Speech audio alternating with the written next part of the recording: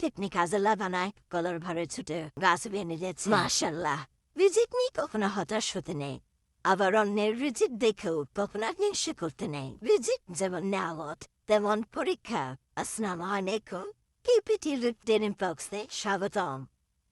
ভাগ্যের রিজিক আছে কি নেই সেটার উপরে ভরসা না করে বরং সৃষ্টিকর্তার উপরে ভরসা করে সৎভাবে রিজিকের তালাশ করা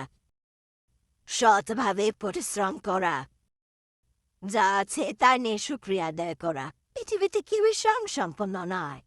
তাই অন্যের রিজিক দেখেও হিংসা না করা লোভ না করা তাহলে মনে মাঝে একটা শান্তি বিরাজ করে না হলে শান্তি কোনো কিছুতেই পরিপূর্ণ হয় না কলা ছুরিটা পারা হলো তো ভেজাল মুক্ত খাবার বেশ খাবার পাওয়া সত্যি অনেক তো এদিকে কলা গাছে আরেকটা কলা ছুরি সহ ভেঙে পড়লো তো কাছে বিয়ে দেখলাম কলা গাছটা বাঁচতেই ঠেকনি দেওয়া হয়েছিল ঠেকনি কাজে বানায় কলার ভরে ছুটে গাছ বেনে দিয়েছে মাশাল্লাহ